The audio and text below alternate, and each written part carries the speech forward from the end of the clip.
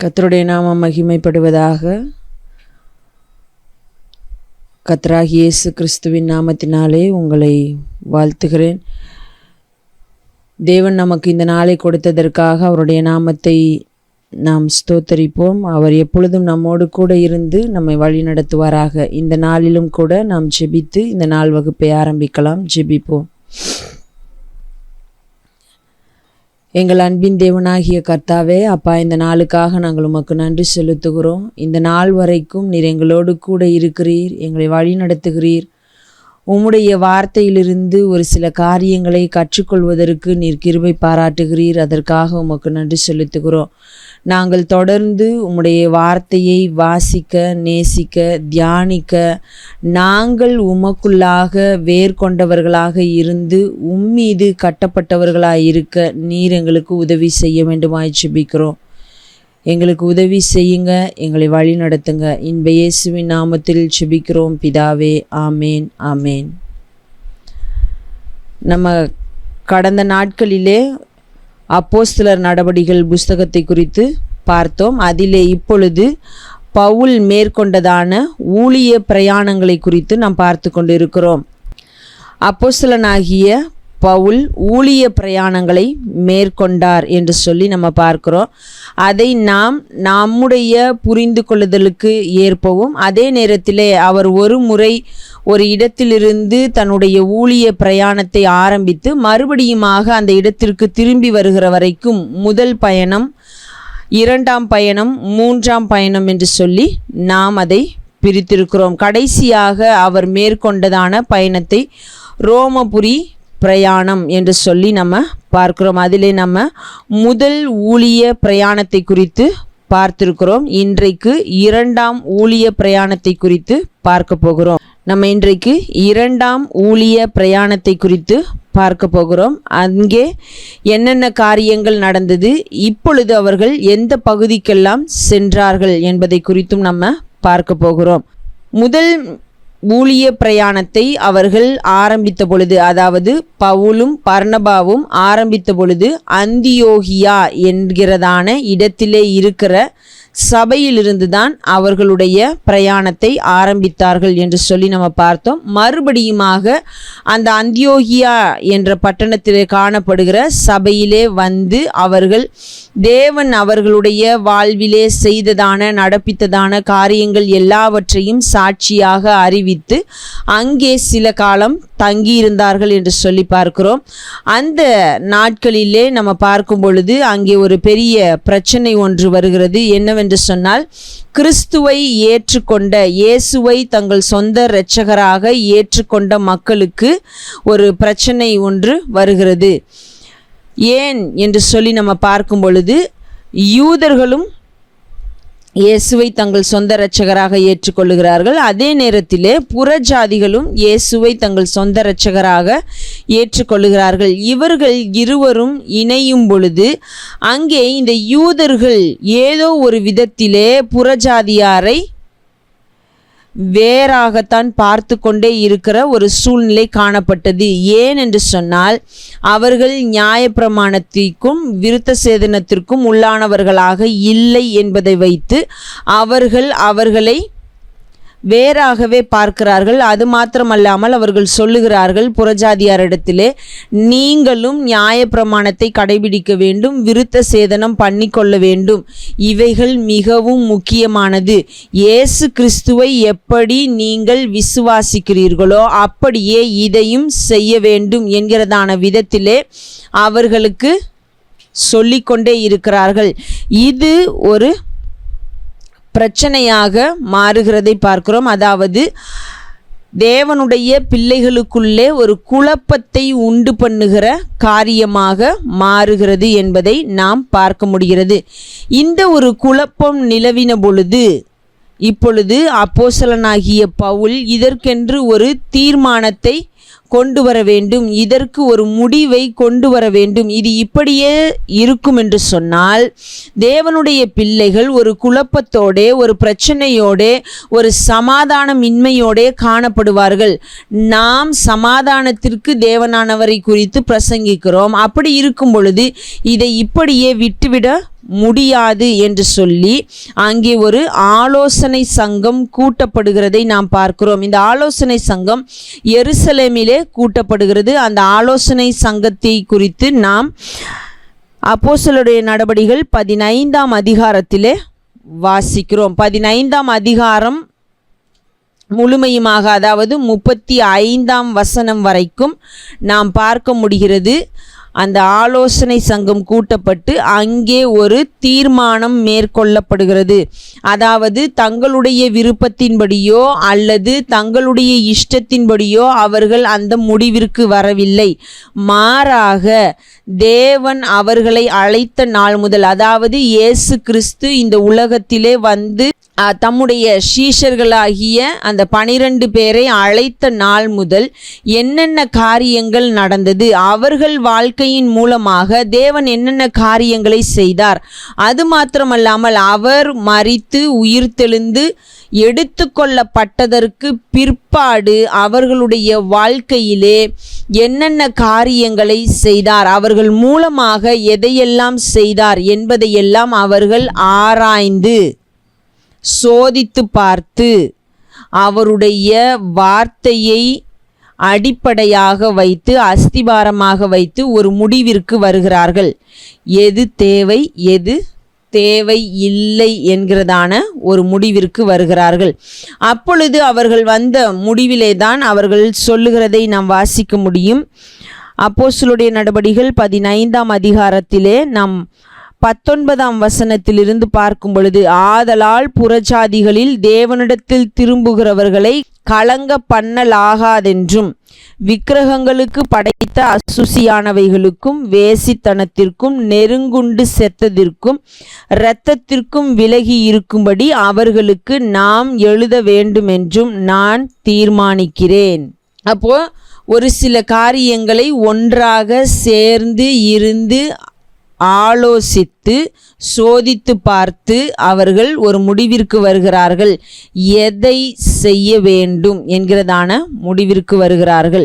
அப்பொழுதுதான் ஒரு 4 காரியங்களை தவிர மற்ற எந்த காரியங்களையும் போட்டு குழப்பிக்கொள்ள வேண்டிய அவசியம் இல்லை. நியாயப்பிரமாணமோ விருத்த சேதனமோ இப்படிப்பட்ட காரியங்கள் எல்லாம் தேவையில்லை என்று சொல்லி ஒரு முடிவிற்கு அவர்கள் வருகிறதை நாம் பார்க்கிறோம். இந்த காரியம்தான் முதல் ஊழிய பிரயாணத்திற்கும் 2ஆம் ஊழிய பிரயாணத்திற்கும் இடையிலே நடந்த ஒரு சம்பவமாக காணப்படுகிறது. ஏனென்று சொன்னால் அந்நாள் வரைக்கும் புறஜாதிகள் ரட்சிக்கப்பட்டார்கள். ஆனால் அதிகமான அளவிலே இல்லாதபடியினாலே அது ஒரு பெரிய விஷயமாக கருதப்படவில்லை. இப்பொழுது இந்த பவுலும் பர்னபாவும் ஊழியத்தை செய்ய அநேக இடங்களுக்கு சென்ற பொழுது அநேக புறஜாதிகள் கிறிஸ்துவை ஏற்றுக்கொள்ளுகிறதை நாம் பார்க்க முடியும். அதற்கு முன்பு எங்கோ ஆங்காங்கே ஒரு சில புறஜாதியினர் மாத்திரம்தான் ஏற்றுக்கொண்டிருந்தார்கள் என்று பார்க்கிறோம். இப்பொழுது அநேகர் ஏற்றுக்கொள்ளும் பொழுது இந்த குழப்பங்கள் வருகிறது. அந்த குழப்பத்திற்கு ஒரு முடிவும் எட்டப்படுகிறது என்பதை நாம் பார்க்கிறோம். இப்பொழுது இந்த பிரச்சனை எல்லாம் முடிந்ததற்கு பிற்பாடு மறுபடியுமாக பவுல் தன்னுடைய ஊழிய பிரயாணத்தை மேற்கொள்ளுவதற்காக திட்டமிடுகிறார். அப்பொழுது அவர் என்ன செய்கிறார் என்று சொல்லி நாம் வாசிக்கலாம். அப்போஸ்தலருடைய நடபடிகள் 15ஆம் அதிகாரம் 35ஆம் வசனத்திலிருந்து நாம் வாசிப்போம். பவுலும் பர்னபாவும் அந்தியோகியாவிலே சஞ்சரித்து வேறே அநேகரோடும் கூட கர்த்தருடைய வசனத்தை உபதேசித்து பிரசங்கித்து கொண்டிருந்தார்கள். அவர்கள் எங்கே இருந்தாலும் தேவனுடைய வார்த்தையை உபதேசித்தார்கள், பிரசங்கித்தார்கள் என்று நாம் பார்க்கிறோம். சில நாளைக்கு பின்பு பவுல் பர்னபாவை நோக்கி, நாம் கர்த்தருடைய வசனத்தை அறிவித்திருக்கிற சகல பட்டணங்களிலும் உள்ள சகோதரர்கள் எப்படி இருக்கிறார்கள் என்று போய் பார்ப்போம் வாரும் என்றான். அப்பொழுது பர்னபா என்பவன் மார்க்கு என்னும் பேர் கொண்ட யோவானை கூட அழைத்து கொண்டு போக வேண்டும் என்றான். பவுலோ அவன் பம்பிலியா நாட்டிலே நம்மை விட்டு பிரிந்து நம்மோடே கூட ஊழியத்துக்கு வராததினாலே அவனை அழைத்து கொண்டு போகக்கூடாது என்றான். இதை பற்றி அவர்களுக்குள்ளே கடும் கோபம் மூண்டபடியினால் அவர்கள் ஒருவரை ஒருவர் விட்டு பிரிந்தார்கள். பர்னபா மார்க்குவை கூட்டிக் கொண்டு கப்பல் ஏறி சீப்புரு தீவுக்கு போனான். பவுலோ சீலாவை தெரிந்து கொண்டு சகோதரராலே தேவனுடைய கிருபைக்கு ஒப்புவிக்கப்பட்டு புறப்பட்டு சீரியாவிலும் சிலிசியாவிலும் திரிந்து சபைகளை திடப்படுத்தினான். இப்போ இங்கே நமக்கு ஒரு காரியம் சொல்லப்பட்டிருக்கிறது. என்னவென்று சொன்னால், முதல் ஊழிய பிரயாணத்திலே 2 பேர் சேர்ந்து போகிறார்கள். அதுவும் அது எப்படிப்பட்டதாக இருந்தது என்று சொல்லி நாம் பார்த்தோமானால், பரிசுத்த ஆவியானவர் திருவுளம் பற்றினபடியே இவர்கள் இருவரையும் எனக்காக பிரித்து விடுங்கள் என்று சொல்லி பரிசுத்த ஆவியானவருடைய வார்த்தையின்படியே ஊழிய பிரயாணத்திற்கு கடந்து சென்றவர்கள் இப்பொழுது ஒரு மனஸ்தாபத்திற்குள்ளாக வருகிறதை பார்க்கிறோம். காரணம், ஒரு நபரை வைத்து இருவருக்கும் ஒரு மனஸ்தாபம் வருகிறது. ஒருவர் கூட்டிக் கொண்டு போகலாம் என்று சொல்லுகிறார், இன்னொருவர் முடியாது என்று சொல்லுகிறதை நாம் பார்க்க முடிகிறது. அப்போ இருவரும் இப்பொழுது பிரிந்து விடுகிறார்கள். பவுல் ஒரு புறமாகவும் பர்னபா ஒரு புறமாகவும் பிரிகிறார்கள். பவுலோடு கூட சீலா என்கிற நபர் சேர்ந்து ஊழியத்திற்கு செல்லுகிறதை நாம் பார்க்கிறோம். அதே நேரத்திலே பர்னபா மார்க்குவை கூட்டிக் கொண்டு சீப்புரு தீவுக்கு போகிறார் என்று நாம் வாசிக்க முடிகிறது. அப்போ ஒரு மனஸ்தாபம் வருகிற பொழுது, அவர்களுக்குள்ளே ஒரே விதமான முடிவு இல்லாத பொழுது, தீர்மானம் இல்லாத பொழுது, ஒரே விதமான எண்ணம் இல்லாத பொழுது அவர்கள் பிரிந்து போகிறதை நாம் பார்க்க முடிகிறது. அவர்களுக்குள்ளே கோபம் உண்டானது என்று சொல்லியும் நாம் வாசிக்கிறோம். இப்போ அவர்கள் பிரிந்து போகிறார்கள். ஆனால் காலத்திற்கும் அதை தங்களுடைய இருதயத்திலே வைத்து கொண்டு செயல்பட்டார்களா என்று சொன்னால் இல்லை என்பதை நிருபங்கள் மூலமாக நாம் தெரிந்து கொள்ள முடியும். அப்போ ஏதோ ஒரு சில சூழ்நிலையிலே, ஏதோ ஒரு சில சந்தர்ப்பங்களிலே இப்படிப்பட்ட காரியங்கள் நடக்கிறது. அதை உடனடியாக ஒருவருக்கொருவர் விட்டு கொடுத்து ஒருவர் தாழ்ந்து உடனே சரி செய்து கொண்டு, சரி நான் நீ சொல்லுகிற இடத்திற்கு வருகிறேன், அல்லது சரி நான் அவனையே கூட்டி கொண்டு போகலாம் என்று சொல்லி ஒத்துக்கொள்ளுகிறேன் என்று சொல்லி இருவரும் ஒரு முடிவிற்கு வரவில்லை. மாறாக இருவரும் வெவ்வேறு நபர்களோடு பிரிந்து செல்லுகிறார்கள் என்பதை நாம் பார்க்கிறோம்.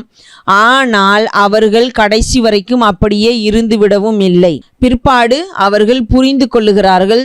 தேவனுடைய திட்டத்திற்கு தங்களை விட்டு கொடுத்தவர்களாய் இணைந்து செயல்படுகிறதை நாம் நிருபங்கள் மூலமாக தெரிந்து கொள்ள முடிகிறது. பவுலும் கூட சொல்லும் பொழுது, மார்க்கு எனக்கு பிரயோஜனமாயிருந்தான், ஊழியத்திலே பிரயோஜனமாயிருந்தவன் என்று சொல்லி ஒரு நற்சான்றிதழை, நற்சாட்சியை கொடுக்கிறதை நாம் பார்க்க முடிகிறது. அவர்னால தான் கடும் கோபம் பவுலுக்கு வருகிறது. பர்னபாவை விட்டு பிரிந்து செல்லுகிறார். ஆனால் அந்த மார்க்குவை குறித்து அவர் ஒரு நற்சாட்சி கொடுக்கிறதையும் நாம் பார்க்க முடிகிறது. அப்போ ஏதோ ஒரு காலத்திலே நடந்த ஒரு சம்பவத்தின் நிமித்தமாக ஏற்பட்ட மனஸ்தாபத்தை வைத்து காலத்திற்கும் அதை தூக்கி சுமந்து அதை அப்படியே வைத்து அவர்களை கெட்டவர்களாகவே எல்லார் முன்பாகவும் நாம் பேசிக்கொண்டிருப்பதோ, அதை அப்படியே வைத்து கொண்டிருப்பதோ ஒரு சரியான காரியம் இல்லை என்பதை இந்த சம்பவத்திலிருந்து நாம் புரிந்து கொள்ள முடிகிறது. எல்லா நேரங்களிலும் ஒருவர் தாழ்ந்து போய் உடனடியாக விட்டு கொடுப்பது என்பது இயலாத காரியமாக இருக்கலாம். ஆனால் அதை அப்படியே வைத்து கொண்டு செயல்படுவதும் சரியானது இல்லை என்பதை நாம் புரிந்து கொள்ள வேண்டும். இப்பொழுது பர்னபா ஒரு புறம் சென்று விடுகிறார். பவுல் தன்னுடைய ஊழிய பிரயாணத்தை சீலா என்கிற நபரோடு சேர்ந்து செயல்படுத்துகிறதை பார்க்கிறோம். அதில் முதலாவதாக அந்தியோகியாவிலிருந்து அவர்கள் சீரியா, சிலிசியா என்று சொல்லப்படுகிறதான இடங்களுக்கு சென்று சபைகளை திடப்படுத்துகிறார்கள். இப்போ அவர்கள் புதிய ஒரு இடத்திற்கு சென்று சபையை ஆரம்பிக்கவில்லை. அதாவது தேவனுடைய பிள்ளைகளை ஒன்று கூட்டி அவர்களை அதாவது மற்ற தேவனை அறியாத மக்களிடத்திலே சுவிசேஷத்தை அறிவித்து அவர்களை சபையாக ஒன்று கூட்டி அவர்களை வழிநடத்தவில்லை. மாறாக ஏற்கனவே இருக்கிறதான சபைகளுக்கு சென்று அவர்களை அங்கு இருக்கிறதான தேவனுடைய பிள்ளைகளை திடப்படுத்துகிறார்கள். நீங்கள் எப்படி கிறிஸ்துவுக்குள்ளே வளர வேண்டும், எப்படி அவருக்குள்ளே நிலைத்திருக்க வேண்டும் என்று சொல்லி அவர்களை திடப்படுத்துகிறதை நாம் பார்க்க முடிகிறது. இந்த திடப்படுத்துதல் என்று சொல்லும் பொழுது அவர்களை உற்சாகப்படுத்திவிட்டு மாத்திரம் செல்லுகிற காரியம் இல்லை, அதாவது மோட்டிவேட் செய்கிற காரியம் இல்லை. திடப்படுத்துதல் என்பது சரியான காரியத்திற்கு அவர்களை பாராட்டுவதும், அதே நேரத்திலே அவர்கள் வளர வேண்டிய காரியங்களை குறித்து அவர்களுக்கு தெளிவாய் சொல்லிக் கொடுப்பதுமாய் இருக்கிறது. 2 காரியங்களையும் செய்ய வேண்டிய இடத்திலே அவர்கள் இந்த விஷயங்களை செய்கிறார்கள் என்று நாம் பார்க்கிறோம். அப்போ ஏதோ ஒரு காரியத்தை மாத்திரம் செய்துவிட்டு அவர்கள் சென்று விடவில்லை. 2 பகுதிகளையும் பார்க்கிறார்கள். சரியா இருக்கிற காரியங்களிலே இன்னும் வளரும்படியாகவும், சரியா இல்லாத காரியங்களை சீர்படுத்தி கொண்டு அவர்கள் திடப்பட்டவர்களாய் கிறிஸ்துவுக்குள்ளே இருக்கும்படியாக செய்கிறார்கள் என்பதை பார்க்கிறோம். பின்பு அதற்கு பிற்பாடு சீரியா சிலிசியா பகுதிகளுக்கு சென்றுவிட்டு அடுத்ததாக அவர்கள் சென்ற பகுதி தெர்பை லீஸ்திரா என்று சொல்லி பார்க்கிறோம். இந்த 2 பகுதிகளுமே அவர்கள் முன்பதாகவே ஊழியத்திற்கு சென்றதான இடங்கள். அங்கேயும் போய் அவர்கள் அங்கே இருந்ததான சீஷர்களை, தேவனுடைய பிள்ளைகளை திடப்படுத்துகிறார்கள். அவர்களை தேவனுக்குள்ளாக நிலைத்திருக்கும்படியாக அவர்களுக்கு காரியங்களை சொல்லிக் கொடுக்கிறார்கள் என்பதை நாம் பார்க்கிறோம். அங்கேதான் யாரை சந்திக்கிறார்கள்? இப்பொழுது அவர்கள் யாரை சந்திக்கிறார்கள் என்று சொன்னால், தீமோத்தேயு என்னப்பட்ட ஒரு சீஷனை சந்திக்கிறார்கள். லீஸ்திரா என்கிற பட்டணத்திலே தீமோத்தேயு என்று சொல்லப்படுகிற ஒரு சீஷனை சந்திக்கிறார்கள். அவன் சகோதரராலே நற்சாட்சி பெற்றவனாயிருந்தான். அவன் லீஸ்திரா, இக்கோனியா என்று சொல்லப்படுகிற பட்டணங்களிலே காணப்படுகிற சகோதரராலே, தேவனுடைய பிள்ளைகளாலே நற்சாட்சி பெற்றவனாயிருந்தான் என்று பார்க்கிறோம். இப்போ இந்த தீமோத்தேயுவையும் தங்களோடு கூட கூட்டிக் கொண்டு அவர்கள் தங்களுடைய ஊழிய பயணத்தை மேற்கொள்ளுகிறார்கள் என்று சொல்லி நாம் பார்க்கிறோம். இப்போ முதல் ஊழிய பயணத்திலே நாம் பார்க்கும் பொழுது பவுல், பர்னபா தங்களுடைய ஊழிய பயணத்தை ஆரம்பிக்கிறார்கள். அப்பொழுது மார்க்குவையும் கூட்டிக் கொண்டு சென்றார்கள் என்று பார்க்கிறோம். அதே போல தான் இந்த ஊழிய பயணத்தை ஆரம்பிக்கும் பொழுதும் பவுலும் சீலாவும் ஆரம்பிக்கிறார்கள். அப்பொழுது தங்களோடு கூட லீஸ்திரா பட்டணத்திற்கு வந்த பொழுது தங்களோடு கூட இந்த தீமோத்தேயு என்று சொல்லப்படுகிற நபரையும் கூட்டிக் கொண்டு செல்லுகிறார்கள் என்பதை நாம் பார்க்க முடிகிறது. இப்போ இவர்கள் இப்படியாக திடப்படுத்தி கொண்டே செல்லுகிறதான வேளையிலே சபைகள் விசுவாசத்தில் ஸ்திரப்பட்டு நாளுக்கு நாள் பெருகின என்று சொல்லி நாம் பார்க்க முடிகிறது. இப்போ இவர்கள் போனதான ஆல்ரெடி முன்பதாகவே சென்ற பகுதிகளுக்கெல்லாம் சென்று தேவனுடைய பிள்ளைகளை விசுவாசத்திலே திடப்படுத்தின பொழுது அவர்கள் அதில் விசுவாசத்திலே ஸ்திரப்பட்டவர்களாய் உறுதியானவர்களாய் இருந்து நாளுக்கு நாள் சபையானது பெருகினது என்று சொல்லி நாம் பார்க்க முடிகிறது. இப்போ இவர்கள் போய் சொன்ன பொழுது எது எல்லாம் மக்களுக்கு பிடிக்குமோ அப்படிப்பட்ட காரியங்களை மாத்திரம்தான் பிரசங்கித்தார்களா, சொன்னார்களா என்று சொல்லி பார்த்தால் இல்லை. அவர்கள் சீஷர்களை திடப்படுத்தும் பொழுது சொன்ன ஒரு முக்கியமான விஷயத்தை நாம் அப்போஸ்தலருடைய நடபடிகள் 14ஆம் அதிகாரம் 22ஆம் வசனத்திலே வாசிக்க முடிகிறது. என்னவென்று சொன்னால், சீஷருடைய மனதை திடப்படுத்தி விசுவாசத்திலே நிலைத்திருக்கும்படி அவர்களுக்கு புத்தி சொல்லி, நாம் அநேக உபத்திரவங்களின் வழியாய் தேவனுடைய ராஜ்யத்தில் பிரவேசிக்க வேண்டும் என்று சொன்னார்கள். அல்லாமலும் அந்தந்த சபைகளில் அவர்களுக்கு மூப்பர்களை ஏற்படுத்தி வைத்து உபவாசித்து ஜெபம் பண்ணி அவர்கள் விசுவாசித்து பற்றி கொண்ட கர்த்தருக்கு அவர்களை ஒப்புவித்தார்கள். அப்போ ஏதோ மக்களுக்கு பிரியமான காரியத்தையே அவர்கள் சொன்னபடியினால்தான் அந்த நாளிலே சபைகள் நாளுக்கு நாள் பெருகின. இல்லை, உங்களுக்கு உபத்திரவங்கள் உண்டு. என்ன உண்மையான விஷயமோ அதை அப்படியே சொன்னார்கள். உங்களுக்கு உபத்திரவம் உண்டு, நீங்கள் இந்த பாதையின் வழியாகத்தான் கடந்து போய் பரலோக ராஜ்யத்திலே பிரவேசிக்க வேண்டும். ஏதோ எல்லாம் அப்படியே நமக்கு பிரியமானது போல அனுதினமும் நடந்துவிடும் என்று சொல்லி அவர்களுக்கு சொல்லிக் கொடுக்கவில்லை. மாறாக இந்த உலகத்திலே இருக்கும் பொழுது என்னென்ன காரியங்கள் நடக்கும் என்பதை அவர்களுக்கு தெளிவாக சொன்னார்கள். கிறிஸ்துவும் அந்த பாதையின் வழியாய் கடந்து சென்றார் என்று சொல்லி அவர்களுக்கு உபதேசித்தார்கள். உபத்திரவம் உண்டு என்று சொன்ன உடனே நீங்கள் கலங்கி போக வேண்டாம், நீங்கள் திடப்பட வேண்டும், ஸ்திரப்பட வேண்டும். ஏனென்று சொன்னால் இயேசு இந்த உபத்திரவங்களின் வழியாக கடந்து சென்றார். அவர் ஜெயம் பெற்றார். நாமும் ஜெயம் பெறுவோம். அப்போ உபத்திரவங்கள் இல்லை என்று சொல்லி அவர்கள் ஒரு நாளும் பிரசங்கிக்கவில்லை. இன்றைக்கு நாம் நினைக்கிறோம், இதையெல்லாம் சொன்னால் அவர்கள் மனமடிவாகி விடுவார்கள், அவர்கள் சோர்ந்து போய் விடுவார்கள், அவர்கள் ஸ்திரப்பட முடியாமல் அப்படியே வழி விலகி போய் விடுவார்கள் என்றெல்லாம் சொல்லி நாம் அநேக காரியங்களை யோசித்து தந்திரமாய் செயல்பட ஆரம்பிக்கிறோம். ஆனால் அன்றைக்கு அவர்கள் அப்படி செயல்படவில்லை. மாறாக எது உண்மையான காரியமோ அதைத்தான் சொன்னார்கள். இயேசு கிறிஸ்துவும் கூட தம்முடைய சீஷர்களிடத்தில் சொல்லும் பொழுது அவர் சொல்லுகிறார், உலகத்திலே உங்களுக்கு உபத்திரவம் உண்டு என்று சொன்னதை நாம் வாசிக்கிறோம்.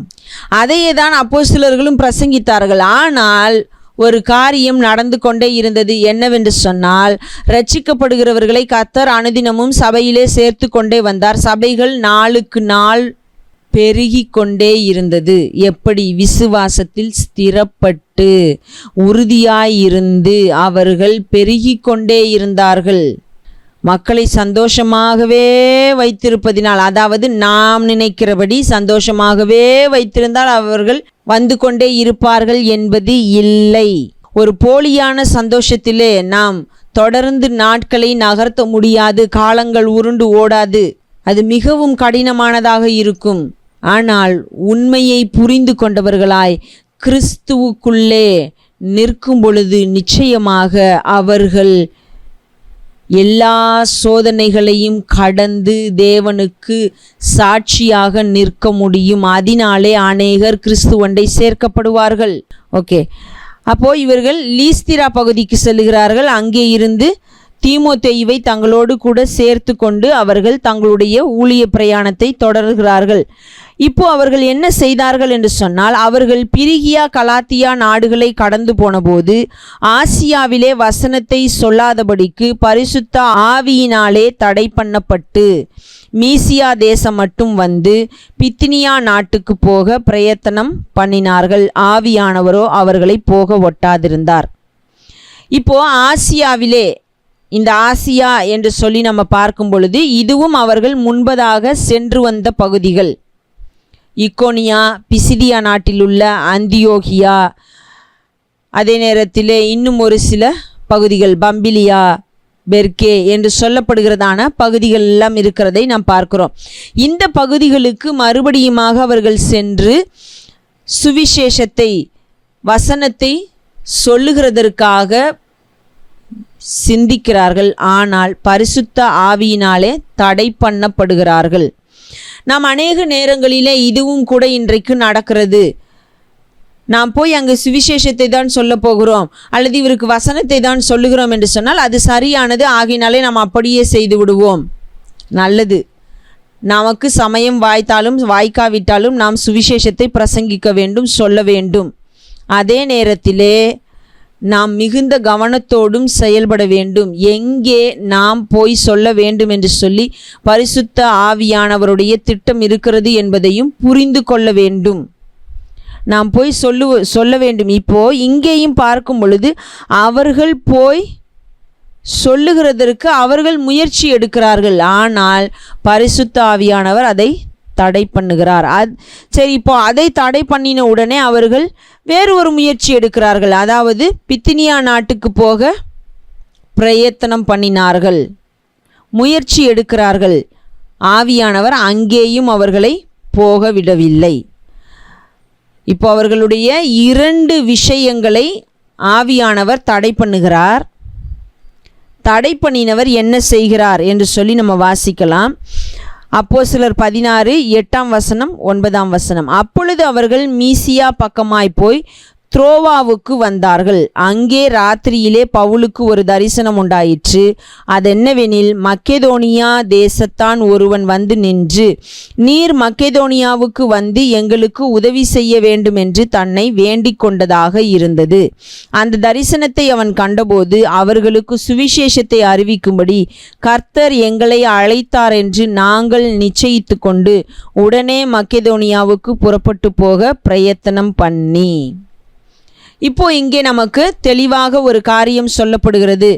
சீரியா சிலிசியா பகுதிகளுக்கும் தெர்பை லீஸ்திரா பகுதிகளுக்கும் சென்று விசுவாசிகளை, தேவனுடைய பிள்ளைகளை, சபையை திடப்படுத்துகிறார்கள். சபையானது நாளுக்கு நாள் விசுவாசத்திலே ஸ்திரப்பட்டு பெருகி கொண்டே இருக்கிறது. இப்பொழுது ஆசியா பகுதிக்கு செல்ல தீர்மானிக்கிறார்கள். ஆவியானவர் அதை அனுமதிக்கவில்லை. இன்னும் பித்தினியா நாட்டுக்கு போக நினைக்கிறார்கள். அங்கேயும் அவர்களை போக விடவில்லை. இப்பொழுது அவர்களுக்கு அவர் எங்கே போக வேண்டும் என்று சொல்லுகிறதை பார்க்கிறோம். அதை ஒரு தரிசனத்தின் மூலமாக காண்பிக்கிறார். அவர்கள் அதை உணர்ந்தவர்களாய், அதாவது பவுலுக்கு தரிசனம் கொடுக்கப்படுகிறது. அதை அவர் உணர்ந்தபடியினாலே இப்பொழுது அவர்கள் மக்கெதோனியா நாட்டிற்கு செல்லுகிறார்கள் என்பதை நாம் பார்க்கிறோம். இப்போ அவர்கள் மக்கெதோனியா நாட்டிற்கு செல்லுகிறார்கள். அந்த மக்கெதோனியா நாட்டிலே அவர்கள் எங்கே போய் சேர்ந்தார்கள் என்று சொல்லி நம்ம பார்க்கும் பொழுது, மக்கெதோனியா தேசத்து நாடுகளில் ஒன்றிற்கு தலைமையானதும் ரோமர் குடியேறினதுமான பிலிப்பி பட்டணத்துக்கு வந்து அந்த பட்டணத்திலே சில நாள் தங்கியிருந்தார்கள். இப்போ அவர்கள் தேவனுடைய சித்தத்தின்படி, அவருடைய நடத்துதலின்படி, அவர் கொடுத்த தரிசனத்தின்படி ஒரு இடத்திற்கு செல்லுகிறார்கள். அது மக்கெதோனியா நாட்டில் இருந்த பிலிப்பி என்கிற பட்டணம். இப்போ இங்கே ஒரு சில நாட்கள் தங்கி இருக்கிறார்கள். அந்த நாட்களிலே அவர்கள் செய்ததான காரியங்கள் என்ன என்று சொல்லி நாம் பார்த்தோமானால், ஆற்றின் அருகே போய் ஜெபம் பண்ணுகிறார்கள். அங்கே இருந்த மக்களுக்கு உபதேசித்தார்கள். அப்பொழுது அங்கே ஒரு ஸ்திரீ கேட்டுக்கொண்டிருந்தவள், அவருடைய இருதயத்தை கர்த்தர் திறந்தருளினார். அவள் இரட்சிக்கப்பட்டாள். அவள் இந்த அப்போஸ்தலர்களை தங்களுடைய வீட்டிலே சேர்த்து கொண்டாள் என்று சொல்லி நம்ம பார்க்கிறோம். இப்போ அதற்கு பிற்பாடு என்ன சொல்லுகிறார்கள் என்று சொன்னால், அவர்கள் ஜெபம் பண்ண போகிறதான வழியிலே அவர்களை குறித்து ஒரு குறி சொல்ல ஏவுகிற பெண், இவர்கள் உண்மையான தேவனுடைய மனுஷர்கள் என்று சொல்லி எல்லாம் சொல்லுகிறதை பார்த்துவிட்டு, அவள் இப்படியே ஒரு நாள் செய்கிறாள், 2 நாள் செய்கிறார். இது இப்படியே தொடர்ந்து கொண்டே இருக்கிறது. ஒரு நாள் பவுல் அப்போஸ்தலன் என்ன செய்கிறார் என்று சொன்னால், பவுல் சினங்கொண்டு திரும்பி பார்த்து, நீ இவளை விட்டு புறப்படும்படி இயேசு கிறிஸ்துவின் நாமத்தினாலே உனக்கு கட்டளையிடுகிறேன் என்று அந்த ஆவியுடனே சொன்னான். அந்நேரமே அது புறப்பட்டு போயிற்று. அவளுடைய எஜமான்கள் தங்கள் ஆதாயத்து நம்பிக்கை அற்று போயிற்று என்று கண்டு பவுலையும் சீலாவையும் பிடித்து சந்தை வெளியிலுள்ள அதிகாரிகளிடத்தில் இழுத்து கொண்டு போனார்கள். இப்போ அந்த பெண்ணை வைத்து சம்பாதித்து கொண்டிருந்தவர்கள் பவுலுக்கும் சீலாவுக்கும் விரோதமாக எழும்பி நின்று காரியங்களை செய்கிறதை நாம் பார்க்கிறோம். அவர்களை சிறையிலே அடைக்கிறார்கள். அங்கேயும் அவர்கள் அப்படியே இருந்து விடவில்லை. தேவனை துதிக்கிறார்கள், ஜெபம் பண்ணுகிறார்கள். இப்படி செய்த பொழுது அங்கேயும் ஒரு இரட்சிப்பிற்குரிய காரியம் நடக்கிறது. சிறைச்சாலைக்காரன் இரட்சிக்கப்படுகிறதை நாம் பார்க்க முடிகிறது. சிறைச்சாலைக்காரன் இரட்சிக்கப்படுகிறதை நாம் பார்க்க முடிகிறது. இப்படியாக அவர்கள் இந்த பிலிப்பி பட்டணத்திலே காரியங்களை செய்கிறார்கள். அப்போது அங்கே ஒரு சில காலம் தங்கி இருந்து தேவனுடைய காரியத்தை செய்கிறார்கள். இப்போ அங்கே நடந்தது என்ன என்று சொல்லி நம்ம பார்க்கும் பொழுது, இந்த காரியங்கள் எல்லாம் நடக்கிறது. லீதியால் ரட்சிக்கப்படுகிறார், சிறைச்சாலைக்காரன் ரட்சிக்கப்படுகிறான், அங்கே இருந்த ஒரு சில ஜனங்கள் ரட்சிக்கப்படுகிறார்கள். இதெல்லாம் நடந்து முடிந்ததற்கு பிற்பாடு என்ன நடந்தது என்று சொன்னால், இங்கே நம்ம 16ஆம் அதிகாரம் கடைசி வசனத்தில் வாசிக்கிறோம். அந்தபடி அவர்கள் சிறைச்சாலையிலிருந்து புறப்பட்டு லீதியா இடத்திற்கு போய் சகோதரரை கண்டு அவர்களுக்கு ஆறுதல் சொல்லி போய்விட்டார்கள். இப்போ இவர்கள் தான் சிறையில் அடைக்கப்பட்டிருந்தார்கள். இவர்களுக்கு தான் யாராவது ஆறுதல் ஆனால் இவர்கள் போய் சகோதரரை பார்த்து நீங்கள் எப்படி இருக்க வேண்டும் என்பதையெல்லாம் அவர்களுக்கு சொல்லிவிட்டு, அவர்களுக்கு ஆறுதலையும் சொல்லிவிட்டு, இப்பொழுது அந்த பட்டணத்திலிருந்து அடுத்த பட்டணத்திற்கு செல்லுகிறதை நாம் பார்க்க முடிகிறது. பிலிப்பியிலிருந்து அம்பிபோலி, அப்போலோனியா என்கிற பட்டணங்களை கடந்து ஒரு பட்டணத்திற்கு செல்லுகிறார்கள். அந்த பட்டணத்தின் பெயர் தெசலோனிக்கே என்று சொல்லி நாம் பார்க்கிறோம். இந்த தெசலோனிக்கே பட்டணத்திலும் வந்து அவர்கள் தேவனுடைய வார்த்தையை தெளிவாய் பிரசங்கித்தார்கள் என்று சொல்லி நம்ம வாசிக்க முடிகிறது. 3 ஓய்வு நாட்களில் வேத வாக்கியங்களின் நியாயங்களை எடுத்து அவர்களுடனே சம்பாஷித்தார். இப்போ அதற்கு பிற்பாடு இங்கே என்ன நடந்தது அப்படின்னு சொல்லி நம்ம பார்த்தோமானால், அவர்களில் சிலரும் பக்தியுள்ள கிரேக்கரில் திரளான ஜனங்களும் கனம் பொருந்திய ஸ்திரீகளில் அநேகரும் விசுவாசித்து பவுலையும் சீலாவையும் சேர்ந்து கொண்டார்கள். விசுவாசியாத யூதர்கள் வைராக்கியம் கொண்டு வீணராகிய சில பொல்லாதவர்களை சேர்த்து கொண்டு கூட்டங்கூடி பட்டணத்தில் அமளியுண்டாக்கி யாசோனுடைய வீட்டை வளைந்து கொண்டு அவர்களை பட்டணத்தாருக்கு முன்பாக இழுத்து கொண்டு வர வகை தேடினார்கள். இப்போ இங்கேயும் ஒரு கூட்டம் ரட்சிக்கப்படுகிறது, ஒரு கூட்டம் விரோதமாய் எழும்புகிறது, பிரச்சனை உண்டாகிறது. இங்கே இவர்கள் மீது வைக்கப்பட்ட ஒரு குற்றச்சாட்டு என்னவென்று சொன்னால், நம்ம எல்லாருக்கும் தெரிந்த ஒரு வாக்கியம், உலகத்தை கலக்குகிறவர்கள் இங்கேயும் வந்திருக்கிறார்கள் சொல்லப்படுகிற ஒரு குற்றச்சாட்டு வைக்கப்படுகிறது. இப்போ இவர்கள் இந்த குற்றச்சாட்டுகள் எல்லாம் நடந்ததற்கு பிற்பாடு என்ன செய்தார்கள் என்று சொன்னால், 17ஆம் அதிகாரம் 10ஆம் வசனத்திலே வாசிக்கிறோம். உடனே சகோதரர் ராத்திரி காலத்திலே பவுலையும் சீலாவையும் பெரோயா பட்டணத்துக்கு அனுப்பிவிட்டார்கள். அவர்கள் அங்கே சேர்ந்து யூதருடைய ஜெப ஆலயத்திற்கு போனார்கள். நம்ம அநேக இடங்களிலே வாசிக்க முடியும். பவுல் தன்னுடைய ஊழிய பிரயாணத்தின் பொழுது அவர் ஜெப ஆலயங்களிலே போய் பிரசங்கித்தார், உபதேசித்தார், அங்கே போய் செய்தார், தேவனுடைய காரியத்தை பகிர்ந்து கொண்டார் என்று சொல்லி நம்ம வாசிக்க முடியும். அதிலும் விசேஷமாய் நம்ம ஒரு வார்த்தையை கூட வாசிக்கிறோம். 17ஆம் அதிகாரம் 2ஆம் வசனத்திலே பவுல் தன் வழக்கத்தின்படியே அவர்களிடத்தில் போய், அப்போ அவர் ஒரு வழக்கத்தை வைத்திருக்கிறார். அவர் எங்கே சென்றாலும் ஜெப ஆலயங்களிலேயும் போய் உபதேசிக்கிறார், தேவனுடைய வார்த்தையை பகிர்ந்து கொள்ளுகிறார். அவர்களுக்கு வேத வாக்கியங்கள் சொல்லுகிற மேசியா, கிறிஸ்து, அபிஷேகம் பண்ணப்பட்டவர் யார் என்பதை காண்பித்து கொடுக்கிறார், அவர்களுக்கு சொல்லிக் கொடுத்தார் என்பதை நாம் பார்க்க முடிகிறது. ஆனாலும் அங்கேயும் ஒரு கூட்டம் விசுவாசிக்கிறது, ஒரு கூட்டம் விரோதமாய் எழும்பி நிற்கிறது. இப்பொழுது தெசலோனிக்கே பட்டணத்திலிருந்து அடுத்த பட்டணமான பெரோயா பட்டணத்திற்கு செல்லுகிறார்கள். அங்கே சென்ற பொழுது அங்கே நாம் பார்க்கிறோம் என்ன நடந்தது என்று சொல்லி நம்ம பார்த்தோமானால், அங்கே இருந்தவர்கள் மனோவாஞ்சையாய் வசனத்தை ஏற்றுக்கொண்டார்கள், அனுதினமும் வேத வாக்கியங்களை ஆராய்ந்து பார்த்தார்கள், அவர்கள் நற்குணசாலிகள் ஆனார்கள். இப்போ இவர்கள் தான் மனோவாஞ்சையை ஏற்றுக்கொண்டார்களே, அப்போ இங்கேயே அவர்கள் அநேக நாள் தங்கி விட்டார்களா என்ன என்று சொல்லி நாம் பார்த்தோமானால், இங்கேயும் யூதர்கள் வந்து ஜனங்களை கிளப்பி விட்டார்கள் என்று சொல்லி நாம் வாசிக்கிறோம். எல்லா இடங்களிலுமே சுவிசேஷத்திற்கு கீழ்ப்படிந்தவர்களும் விசுவாசித்தவர்களும் அதே நேரத்தில் சுவிசேஷத்தை ஏற்றுக்கொள்ளாதவர்களும் விரோதமாக எழும்பி நின்றவர்களும் இருந்தார்கள் என்பதை தான் நாம் பார்த்து கொண்டே இருக்கிறோம். அப்போ பவுல் எங்கே எல்லாம் சென்றாரோ அந்த இடங்களில் எல்லாம் உபத்திரவங்களும் இருந்தது. அதே நேரத்திலே கிறிஸ்துவுக்குள்ளே அநேகர் சேர்க்கப்பட்டார்கள், கிறிஸ்துவை ஏற்றுக்கொண்டார்கள் என்று சொல்லியும் நாம் பார்க்கிறோம். அப்போ 2 காரியங்களுமே நடந்து கொண்டே தான் இருந்தது. ஒரு பக்கம் பாவிகள் மனம் திரும்புகிற விஷயம், பரலோகத்திலே சந்தோஷம் உண்டாகிற காரியம். இன்னொரு பக்கம் பாடுகள், துன்பங்கள், அவர்களை அடிக்கிறதும் அவர்களை இழுத்து கொண்டு போகிறதும் அவர்களை சிறையிலே போடுகிறதுமான விஷயங்கள் எல்லாம் நடந்து கொண்டே தான் இருந்தது. இவைகளின் மத்தியில் தான் அவர்கள் தொடர்ந்து தேவனுடைய வார்த்தையை அறிவித்து கொண்டே இருந்தார்கள் என்று சொல்லி நாம் பார்க்கிறோம். ஆகையினால் தான் பேதுரு தன்னுடைய நிருபத்தில் எழுதும் பொழுது கூட எழுதுகிறதை நாம் வாசிக்க முடிகிறது. இவைகளை எல்லாம் பார்த்து ஏதோ புதுமை என்று திகையாமல் நாம் அவர்களுக்கு முன்பாக சாட்சியுள்ளவர்களாய் வாழும் பொழுது அவர்கள் நம்மை பார்த்து தேவனை மகிமைப்படுத்த வேண்டும். அதுதான் நம்முடைய காரியமாக இருக்க வேண்டுமே ஒழிய, ஐயோயோ இது ஏதோ புதுமை, இது ஏதோ ஏன் எங்களுக்கு மட்டும் நடக்கிறது, இந்த காலத்தில் மட்டும்தான் நடக்கிறது, இப்பொழுதுதான் இப்படியெல்லாம் நடக்கிறது. இல்லை, கிறிஸ்து இந்த உலகத்திலே வந்து வாழ்ந்த நாட்களில் இருந்து இன்றைக்கு வரைக்கும் அவைகள் தான் நடந்து கொண்டே இருக்கிறது என்பதை மறந்து போகாதவர்களாய் நாம் செயல்படுவோம்.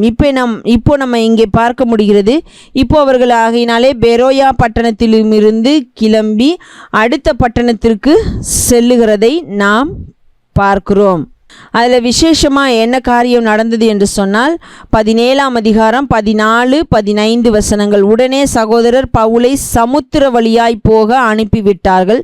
சீலாவும் தீமோத்தேயும் அங்கே தங்கியிருந்தார்கள். பவுலை வழிநடத்தினவர்கள் அவனை அத்தேனே பட்டணம் வரைக்கும் அழைத்து கொண்டு போய் அங்கே சீலாவும் தீமோத்தேயும் அதிசீக்கிரமாக தன்னிடத்திற்கு வரும்படி அவர்களுக்கு சொல்ல கட்டளை பெற்றுக்கொண்டு புறப்பட்டு போனார்கள். இப்போ பவுல் மாத்திரம் அத்தேனே பட்டணத்திற்கு செல்லுகிறார். சீலாவும் தீமோத்தேயும் பெரோயா பட்டணத்திலேயே தங்கிவிடுகிறார்கள். இப்போ அவர்கள் அங்கே தங்கிவிடுகிறார்கள். இவர் பவுல் மாத்திரம் அத்தேனே பட்டணத்திற்கு செல்லுகிறார் என்று பார்க்கிறோம். அத்தேனே பட்டணத்திலே அவர் 2 விதமான தத்துவ ஞானிகள் கூட்டத்தை சந்திக்கிறார். அவர்களோடு பேசுகிறார். அவர்களுக்கு சுவிசேஷத்தை அறிவிக்கிறார். மக்களுக்கும் கூட அவர்கள் வைத்திருந்ததான ஒரு பலிபீடத்தை பார்த்து அதன் மூலமாக அவர்களுக்கு சுவிசேஷத்தை சொல்லுகிறதான காரியத்தை பார்க்கிறோம். அறியப்படாத தேவனுக்கு என்று சொல்லப்பட்ட ஒரு பலிபீடத்தை அவர் கண்டு அதன் மூலமாக அவர்களுக்கு சுவிசேஷத்தை அறிவிக்கிறார். அந்த அத்தேனே பட்டணத்தாருக்கு ஒரு பொழுதுபோக்கு இருந்தது. என்னவென்று சொன்னால், நூதனமான காரியங்களை ஆராய்வது, அதை பற்றி பேசுவது, அதை பற்றி விவாதம் பண்ணுவது, இதெல்லாம் அவர்களுடைய ஒரு பொழுதுபோக்காகவே வைத்திருந்தார்கள். அதற்கென்று ஒரு மேடையையும் கட்டி வைத்திருந்தார்கள். அங்கே போய் அவர்கள் விவாதிக்கிற காரியங்களை செய்தார்கள். அப்படி அவர்கள் பவுலை அழைத்து அவரோடு கூட இந்த உயிர்த்தெழுதலை குறித்தும் கிறிஸ்துவை குறித்துமான காரியங்களை விவாதிக்கிறார்கள். இப்படிப்பட்ட காரியங்கள் நடக்கிறது. அங்கே அதற்கு பிற்பாடு என்ன நடந்தது என்று சொல்லி நம்ம பார்க்கும் பொழுது, அங்கேயும் ஒரு சிலர் ரட்சிக்கப்படுகிறார்கள், ஒரு சிலர் அவருக்கு விரோதமாக எழும்பி நிற்கிறார்கள் என்பதை நாம் பார்க்க முடிகிறது. இப்போ அவர் அத்தேனே பட்டணத்தை விட்டு கொரிந்து பட்டணத்திற்கு வந்து விடுகிறார். இந்த அத்தேனே பட்டணத்திலே பவுல் மாத்திரம்தான் ஊழியத்தை செய்தார் என்று நாம் பார்க்க முடிகிறது. இப்போ அவர் கொரிந்து பட்டணத்திற்கு வந்த பிற்பாடுதான் மக்கெதோனியாவிலிருந்து 18ஆம் அதிகாரம் 5ஆம் வசனத்தில் நம்ம வாசிக்கிறோம். மக்கெதோனியாவிலிருந்து சீலாவும் தீமோத்தேயும் வந்தபோது பவுல் ஆவியில் வைராக்கியம் கொண்டு இயேசுவே கிறிஸ்து என்று யூதருக்கு திருஷ்டாந்தப்படுத்தினான். இப்போ கொரிந்து பட்டணத்தில் வந்து ஒரு சில நாட்கள் சென்று விட்டது. அதற்கு பிற்பாடு தான் சீலாவும் தீமோத்தேயும் வந்து இவரோடு சேர்ந்து கொள்ளுகிறார்கள். அதற்கு பிற்பாடு மறுபடியுமாக அவர்கள் தேவனுடைய காரியத்தை இந்த கொரிந்து பட்டணத்திலே செய்கிறார்கள், வேலையை செய்கிறார்கள். அங்கேதான் அவர்கள் ஆக்கில்லா பிரிஸ்கில்லா என்று சொல்லப்படுகிற நபர்களையும் சந்திக்கிறார்கள். அவர்களுக்கும் தேவனுடைய வார்த்தையை சொல்லிக் கொடுத்தார்கள் என்று நாம் பார்க்கிறோம். இப்போ அங்கே ஒரு சில பிரச்சனைகள் அந்த இடத்திலும் நடக்கிறது. அப்பொழுது தான் தேவன் பவுலுக்கு தரிசனமாகி ஒரு காரியத்தை சொல்லுகிறார். நீ பயப்படாமல் பேசு, மௌனமாயிராதே, நான் உன்னுடனே கூட இருக்கிறேன், உனக்கு தீங்கு செய்யும்படி ஒருவனும் உன்மேல் கை போடுவதில்லை, இந்த பட்டணத்தில் எனக்கு அநேக ஜனங்கள் உண்டு என்றார். இப்போ இந்த பட்டணத்திலையும் பிரச்சனைகள் வருகிறது. மற்ற பட்டணங்களிலே பிரச்சனைகள் வந்த பொழுது ஒரு சில காலம் தங்கி இருந்தார்கள். அதற்கு பிற்பாடு அடுத்தடுத்த பட்டணங்களுக்கு கடந்து செல்கிறார்கள். இப்போ பெரோயா பட்டணத்தில் பிரச்சனை வந்த பொழுது பவுலை மாத்திரம் அனுப்பிவிட்டார்கள். இப்படிப்பட்ட காரியங்களை எல்லாம் நாம் பார்க்கிறோம். ஆனால் இந்த கொரிந்து பட்டணத்தில் வரும் பொழுது பிரச்சனை என்று சொல்லி நடக்கிறதான வேளையிலே தேவன் அவருக்கு தரிசனமாகிறார், ஒரு காரியத்தை சொல்லுகிறார். நீ இப்படியே மௌனமாக இருந்துடாத, இந்த பட்டணத்தை விட்டு அடுத்த பட்டணத்துக்கு போய்விடாத, நீ இந்த பட்டணத்திலேயே இரு, நான் உன்னோடு கூட இருக்கிறேன், எனக்கு அநேக ஜனங்களை இந்த பட்டணத்தில் வைத்திருக்கிறேன் என்று சொல்லி பவுலுக்கு தரிசனமாகி தேவன் சொல்லுகிறதான ஒரு விஷயத்தை பார்க்கிறோம். அப்போ தேவன் தரிசனமாகி சொன்னதினாலே அங்கே அவர்கள் 1 வருஷமும் 6 மாதமும் தங்கி தேவனுடைய வசனத்தை அவர்களுக்கு உபதேசம் பண்ணினார்கள் என்று சொல்லி நம்ம பார்க்க முடிகிறது. அப்போ 1.5 வருடம் அங்கே அவர்கள் தங்கி தேவனுடைய வார்த்தையை உபதேசித்தார்கள். அதற்கு பிற்பாடு ஒரு பிரச்சனை வருகிறது. பவுல் யாருடைய நியாயசனத்துக்கு முன்பாக என்று சொன்னால் கல்லியோன் என்று சொல்லப்படுகிற மனிதனுடைய நியாயசனத்துக்கு முன்பாக கொண்டு போய் நிறுத்தப்படுகிறார். அங்கே ஒரு சில காரியங்கள் அவருக்கு விரோதமாக சொல்லப்படுகிறது. இப்படிப்பட்ட சம்பவங்கள் எல்லாம் நடந்ததற்கு பிற்பாடு அவர் கொரிந்து பட்டணத்திலிருந்து எபேசு என்கிற பட்டணத்திற்கு செல்கிறார். அதற்கு முன்பாக கெங்கிரேயா என்ற இடத்திற்கு சென்று தலை சவரம் பண்ணி கொண்டார் என்று சொல்லுகிறதான ஒரு சம்பவத்தையும் நம்ம வாசிக்கிறோம். இப்போ அவர்கள் எபேசு பட்டணத்திற்கு சென்றார்கள் என்று பார்க்க முடிகிறது.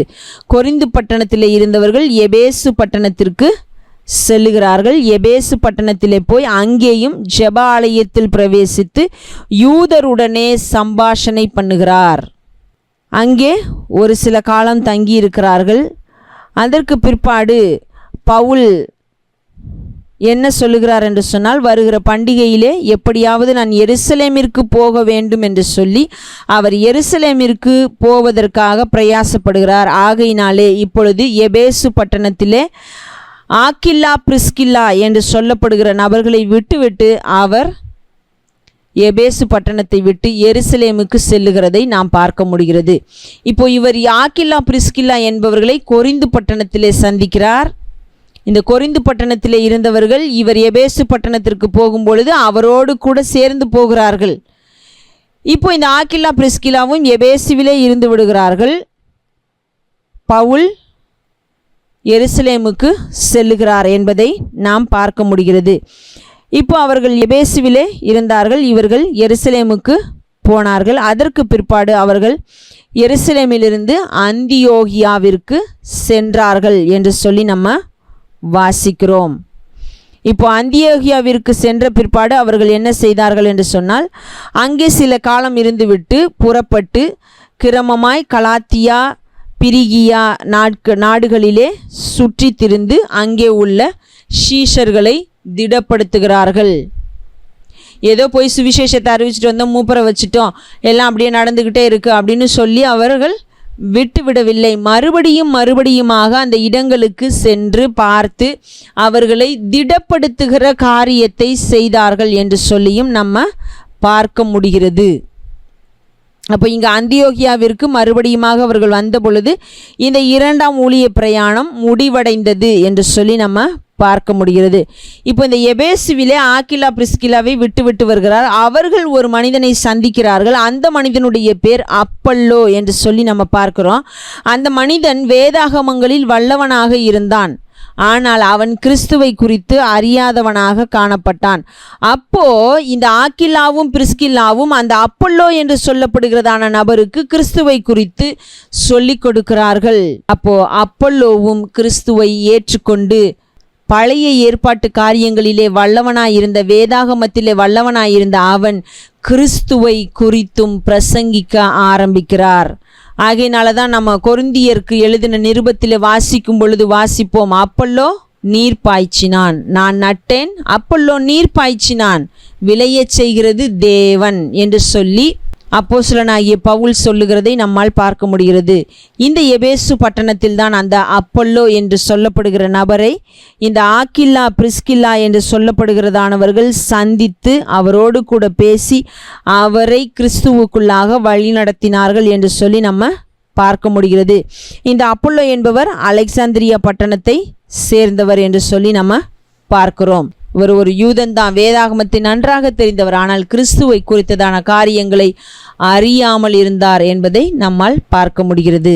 அப்போ இவர்தான் தேவனுடைய வார்த்தையை சொல்ல முடியும், அவர் தான் சொல்ல முடியும், இவங்க தான் போதிக்க முடியும், அவங்க தான் போதிக்க முடியும். இல்லை, தேவன் யாரை கொண்டு வேண்டுமானாலும் தம்முடைய காரியத்தை செய்கிறவராய் இருக்கிறார் என்பதை இந்த பகுதிகளிலே நாம் பார்க்க முடிகிறது.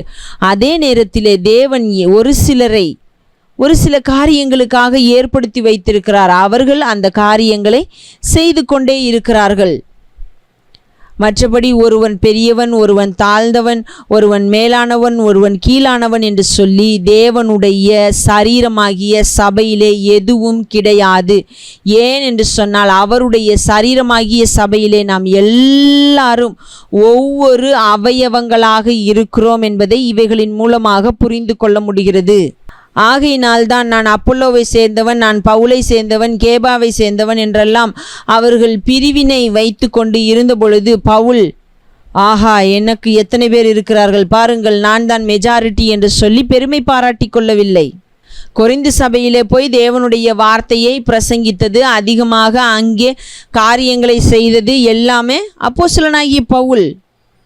அதற்கு பிற்பாடு சில காலங்களிலே அப்பொல்லோ அங்கே போகிறார், அவரும் அங்கே போய் ஊழியத்தை செய்கிறார், எல்லா காரியங்களும் நடந்தது. ஆனால் அதை வைத்துக்கொண்டு நான் தான் அங்கே போய் அஸ்திபாரம் போட்டேன், நான் தான் இந்த காரியத்தை செய்தேன், நான் எவ்வளவு கஷ்டப்பட்டேன் தெரியுமா, அப்பொழுது தரிசனம் கொடுக்கப்பட்டதினால் தான் நான் அங்கே இருக்க முடிந்தது என்றெல்லாம் சொல்லி அநேக காரியங்களை சொல்லி அலட்டி கொண்டோ அல்லது அலப்பிக்கொண்டோ திரியவில்லை. அப்போஸ்தலனாகிய பவுல் அவர் சொல்லுகிறதான காரியத்தை நாம் பார்க்க முடிகிறது. நாம் எல்லாரும் சரீரத்திலே அவயவங்களாக இருக்கிறோம், எல்லாருமே கண்ணாகத்தான் இருப்போம் அப்படின்னு சொன்னால், அப்போ மற்ற அவயவங்கள் எப்படி, ஒரு சரீரம் முழுவதும் கண்ணாகவே இருக்கும் என்று சொன்னால் அது எப்படி சாத்தியமாகும்? அது எப்படி இருக்கும் என்று யோசித்து பாருங்கள். ஆகையினாலே மூக்கை பார்த்து கண் ஏளனமாக எண்ணுவதோ, அல்லது மூக்கு கையை பார்த்து ஏளனமாக எண்ணுவதோ, அல்லது கை காலை பார்த்து ஏளனமாக எண்ணுவதோ எதுவும் இருக்கக்கூடாது. யாரும் உயர்ந்தவன் தாழ்ந்தவன் மேலானவன் கீழானவன் என்று எதுவும் இல்லை. எல்லாரும் ஒரே சரீரத்தின் அவயவங்களாக இருக்கிறோம். ஒரு உறுப்பு துன்பப்பட்டால் மற்ற அனைத்தும் துன்பப்படும். எல்லா உறுப்புக்கும் அந்த கஷ்டம் இருக்கத்தான் செய்யும்.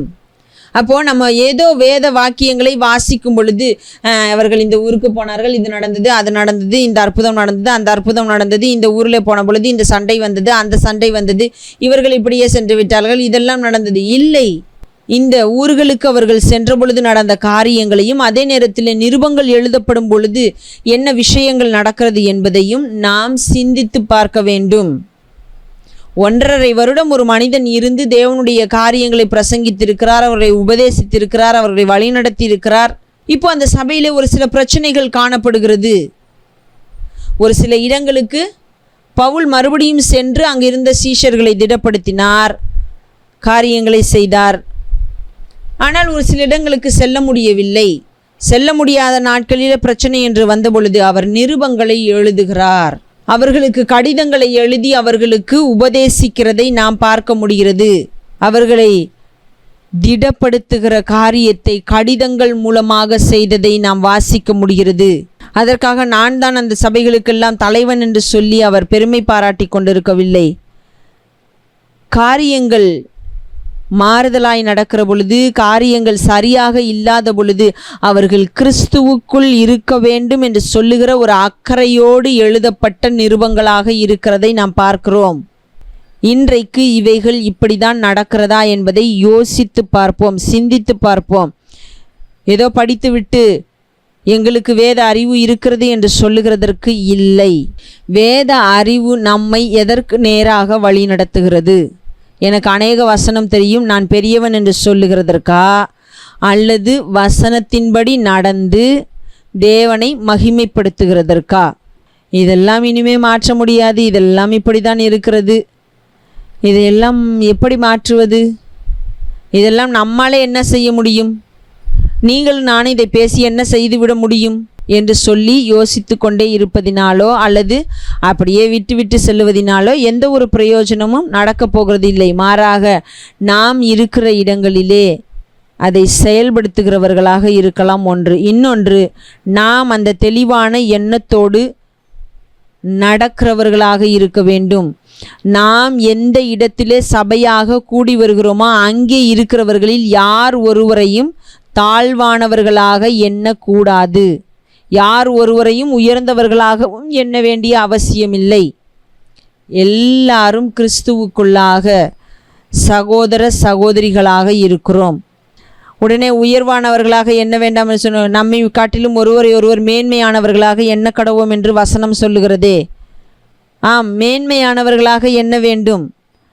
ஆனால் இவர்களெல்லாம் உயர்ந்தவர்கள், அவர்களை கண்டால் ஒரு பணிவு, அவர்களை கண்டால் ஒரு தாழ்மை, அவர்களுக்கென்று ஒரு மரியாதை, கனம் எல்லாம். இன்னொருவரை காணும் பொழுது அவை எல்லாம் இல்லாமல் நீ என்னை மதிக்க வேண்டும் என்கிற விதத்திலே நடந்து கொள்ளுகிறது.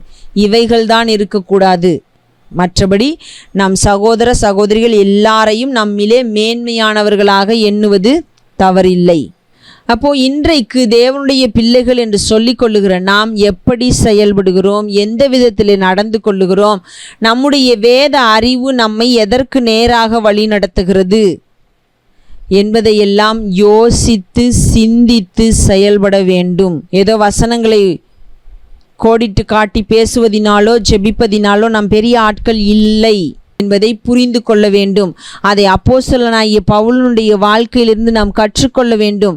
அவர் போகிறார், சபையை ஸ்தாபிக்கிறார், அங்கே மூப்பர்களை ஏற்படுத்துகிறார், மறுபடியுமாக கூட சென்று அங்கே இருக்கிறவர்களை திடப்படுத்துகிறார். ஆனால் கிரெடிட் என்று சொல்லி வரும் பொழுது, அதாவது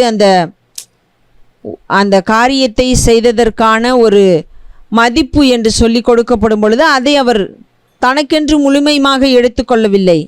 தெளிவாக அவர் சொல்லுகிறதை நாம் பார்க்கிறோம். நான் நட்டேன், அதற்கு பிற்பாடு அப்பொல்லோ நீர் பாய்ச்சுகிறான், அதற்கு பிற்பாடு காரியங்களை செய்கிறவர்கள் ஒவ்வொருவராக இருக்கிறார்கள், அநேகர் இருக்கிறார்கள். நானே எல்லாவற்றையும் செய்துவிடவில்லை. இதோடு எல்லாம் முடிந்து விட்டதா மனிதர்கள் செய்ததோடு என்றால் இல்லை. விளையச் செய்கிறது தேவன். ரட்சிப்பு கர்த்தருடையது. ஆகையினாலே யார் ஒருவருக்கும் எந்த கிரெடிட்டும் மதிப்பும் மரியாதையும் இல்லை. எல்லா மதிப்பும் மரியாதையும் கனமும் மகிமையும் எல்லாம் தேவனுக்கே உரியது என்கிற சொல்லுகிறதான விதத்திலே அவர் தெளிவாய் காரியங்களை சொல்லுகிறதை நாம் பார்க்கிறோம். அதை தான் அவர் ஊழிய நாட்களிலும் செய்தார் என்பதை நம்மால் பார்க்க முடிகிறது. எந்த ஒரு இடத்திலும் நான் சொல்லுகிறது தான் எல்லாரும் கேட்க வேண்டும் என்று சொல்லி அவர் நடந்து கொள்ளவில்லை. ஆகையினாலே நாம் மிகுந்த கவனம் உள்ளவர்களாயிருப்போம். பவுலினுடைய வாழ்க்கையிலே அவர் ஊழிய நாட்களிலே எப்படி நடந்து கொண்டார் என்பதை வாசித்து அதை தியானித்து நாமும் தேவனுக்கு அப்படி பிரியமானவர்களாய் நடந்து கொள்ளுவோம். அப்படிப்பட்ட ஒரு தெளிவு, அப்படிப்பட்ட ஒரு மனப்பக்குவம், அப்படிப்பட்ட ஒரு நம்முடைய வேத அறிவிற்கான காரியங்கள் நம்மை தேவனுக்கு நேராக வழி நடத்துகிறதா இருக்கட்டும். இன்னும் அவர் செய்ததான ஊழிய பிரயாணத்தையும் அதே நேரத்தில் கடைசி அந்த ரோமபுரி பிரயாணத்தையும் குறித்து நாம் வருகிறதான நாட்களிலே பார்ப்போம். இந்த நேரத்தில் கண்களை மூடி ஜெபிப்போம். எங்கள் அன்பின் தேவனாகிய கர்த்தாவே, அப்பா, இந்த நாளுக்காக நாங்கள் உமக்கு நன்றி செலுத்துகிறோம். ஆண்டவரே, அப்பா, உம்முடைய தாசனாகிய பவுலை கொண்டு நீர் அநேக காரியங்களை செய்தீர். ஆனாலும் அவைகள் ஒன்றின் மூலமாகவும் அவர் பெருமைப்பட்டு கொள்ளவோ அல்லது தன்னை உயர்த்தி கொள்ளவோ நான் மேன்மையானவன் என்று சொல்லிக்கொள்ளவோ இல்லாமல், நான் நட்டேன், அப்பொல்லோ நீர் பாய்ச்சினான், விளைய செய்தது தேவன் என்று சொல்லி உம்மை மகிமைப்படுத்துகிறவராக இருந்தாரே, நாங்களும் அப்படியே நாமத்தை மாத்திரம் மகிமைப்படுத்துகிறவர்களாய், உம்மை மாத்திரம் மகிமைப்படுத்துகிறவர்களாய் இருக்க எங்களுக்கு நீர் கிருபை செய்ய வேண்டுமாய் ஜெபிக்கிறோம். எங்களை தாழ்த்துகிறோம், உடைய கரத்தில் அர்ப்பணிக்கிறோம். எங்களோடு கூட இருங்க, எங்களை வழிநடத்துங்க. நாங்கள் உமக்காய் வாழ, சித்தம் செய்ய, உம்முடைய நாமத்தை மகிமைப்படுத்த, உம்மையே சார்ந்து கொள்ள நீர் எங்களுக்கு உதவி செய்ய வேண்டுமாய் ஜெபிக்கிறோம். எங்களை முழுமையுமாய் தாழ்த்துகிறோம், உடைய கரத்தில் அர்ப்பணிக்கிறோம். கூட இருங்க, வழி நடத்துங்க. இன்ப இயேசுவின் நாமத்தில் ஜெபிக்கிறோம் பிதாவே, ஆமேன். என் ஆத்துமாவே கர்த்தரை ஸ்தோத்திரி, என் முழு உள்ளமே அவருடைய பரிசுத்த நாமத்தை ஸ்தோத்திரி. என் ஆத்துமாவே கர்த்தரை ஸ்தோத்திரி, அவர் செய்த சகல உபகாரங்களையும் மறவாதே. ஆமேன், ஆமேன்.